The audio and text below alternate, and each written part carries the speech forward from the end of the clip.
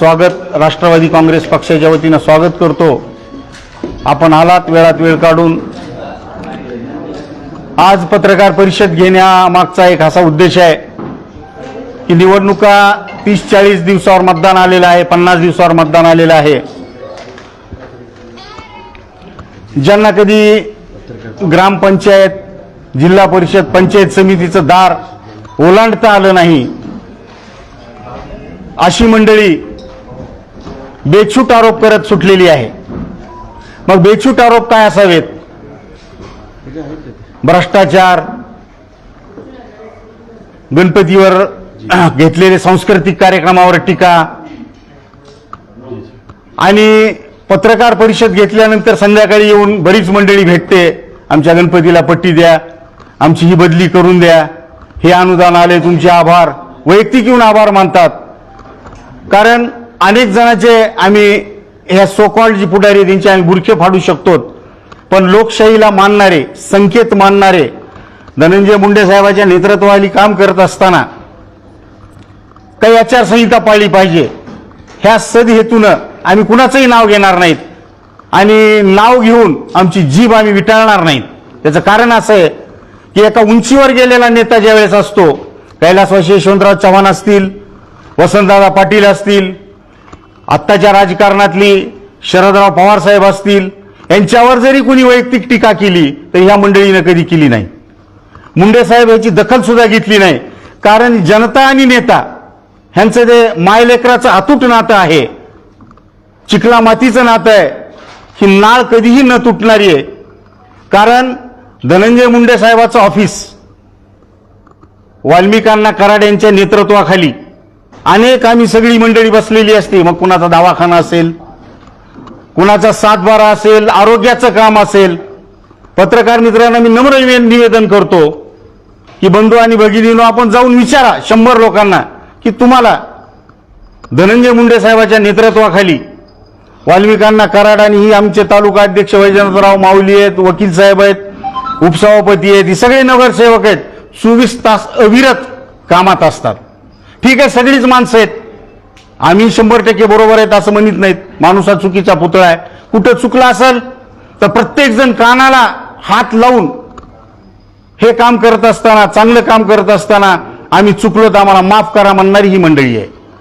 म्हणून मित्र, काल जी काही आरोप झाले, मग त्याचा मी एक असा साधा खुलासा असा करतो, ओला दुष्काळ असेल, कोरडा दुष्काळ असेल, कुठं काल परवा पाऊस झाला, अतिवृष्टी झाली, शेतकऱ्याच्या बांधावर पालकमंत्री, कृषी मंत्री गेले, जवळपास 1000-1200 लोकांच्या घरात पाणी गेलं, तिथं स्वतः पालकमंत्री गेले, नाथ प्रतिष्ठानच्या वतीनं, सरकारच्या वतीनं भरघोस अशी मदत जाहीररित्या त्यांना केलेली आहे। कारण एखाद्याचा संसार वाहून गेला, शेत 100% झालं तर 100% नुकसान कधीच कुणीच देत नाही, पण एक मदतीचा हात, फुल नाही फुलाची पाकळी, किमान त्याचा तेवढा घसारा भरून निघावा याच्यासाठी प्रामाणिक प्रयत्न करणारा धनंजय मुंडे साहेब आणि त्यांची सगळी आम्ही टीम आहोत। काल परवा माध्यमाच्या समोर, आपल्या सगळ्याच्या समोर बऱ्याच जणांनी काही गरळ ओकली, कारण माणसं त्यांची मी नावं जर घेतली तर बिचाऱ्यांनी कधी नगरपालिकाचं तोंडही बघितलं नाही लोकशाही मार्गानं, मग कशाला नाव घ्यायचं कुणाचं? कारण धनंजय मुंडे साहेबाचा काम, कार्यकर्ता आणि जनता ह्या तिघाशी ऋणानुबंध आणि विकासाचं नातं असल्यामुळं ठीक आहे, निवडणूक आली, त्यांनी काय मजा करायची, आम्ही त्यांचं अभिनंदन करू, कारण तेही लोकशाही जागृत ठेवत आहेत, त्यांनी त्यांचं खुशाल काम करावं, जनता त्याचा निर्णय घेईल, कारण लेखाजोखा हा जनतेच्या हातात असतो। म्हणून आपण सुद्धा सुज्ञान पत्रकार आहात। ऐन निवडणुकीच्या काळात अनेकांना आमदारकीच्या गुदगुल्या व्हायल्यात, कुणाला वाटतं मी MLC होणार आहे, कुणाला वाटतं मी MLA होणार आहे। 5 वर्षे कुठे गेली होती मंडळी? तुम्ही पत्रकार नाही तर शेतकरी म्हणून, एक सामान्य नागरिक म्हणून तुम्ही बघा, गेल्या 5 वर्षाच्या काळामध्ये ही सगळी काल जी आमच्यावर गरळ ओकून, नेतृत्वावर गरळ ओकून जी गेलेली कंपनी आहे, 5 वर्ष कधी मोर्चा काढलाय का? शेतकऱ्याला शेतीमालाला भाव देणारे म्हणणारे शेतात सकाळी 7ला गेलाय का कोणी? 4 पुस्तकं ऐकायचे, 10ला झोपीतून उठायचं, पारावर जाऊन बसायचं, तुमचं आमचंच ऐकायचं आणि त्याच्यावर त्याचं मत बनवायचं आणि आमच्यावर टीका करायची. हा जो त्यांना रोग लागलेला आहे, सकाळपासून संध्याकाळपर्यंत काम काहीच नाही. काम करायचं जनतेत जावं लागतंय. तहसीलमध्ये कधी दिसली का ही मंडळी? पंचायत समितीत दिसली का? कुणाला विहीर द्यावी, कुणाला गायगोटा द्यावा, कुणाला काही स्कीम मिळवून द्यावी, ह्याच्यात अजिबात त्यांना रस नाही. त्यांच्यात फक्त टीका एक टीका. म्हणून आम्ही जे काय काम केलं, मी संक्षिप्त अहवाल आपल्याला 1 मिनिटात सांगतो की आदरणीय मुंडे साहेबांनी कृषी मंत्री झाल्याच्या नंतर देशामध्ये कृषी विभाग महाराष्ट्राचा पहिला आला. तुम्हीच त्याला चांगल्या मोठ्या हेडलाईन्समध्ये सांगितलं की कृषीप्रधान देशामध्ये महाराष्ट्र हा प्रथम आला. याचा आनंद तुम्हालाही झाला आणि तुम्ही आनंद व्यक्त केल्यामुळे आम्हीही सर्व शेतकऱ्यापर्यंत जाऊन सांगितलं की आपल्याला अनुदान मिळालं, आपल्याला ज्या काही शेतीत नुकसान झाल्या त्याच्यासाठी तरतूद करून आणली. दुसरं असं झालं की सोयाबीनला भाव नव्हता.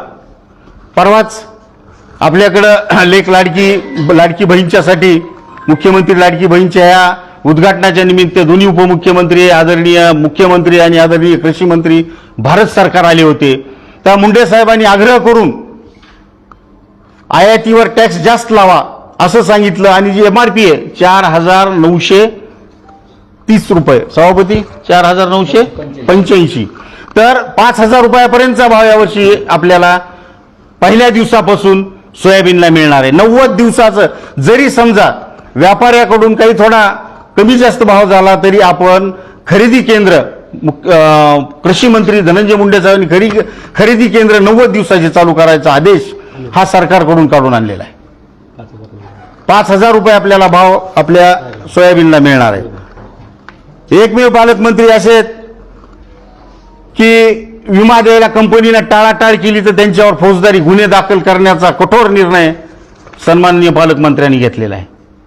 ठीक आहे, तुम्ही आमच्या वाईट बाजू सांगितली असतील, आमचं चुकलेलं सांगितलं असेल, पण 1 रुपयामध्ये विमा भरणारा महाराष्ट्रातला शेतकरी आणि त्याचा आदर्श सगळ्या देशाने घेतला आणि सगळ्या देशभर आता ही एक स्कीम चालू झाली की 1 रुपयामध्ये कृषीप्रधान देशामध्ये शेतकऱ्याला विमा मिळावा.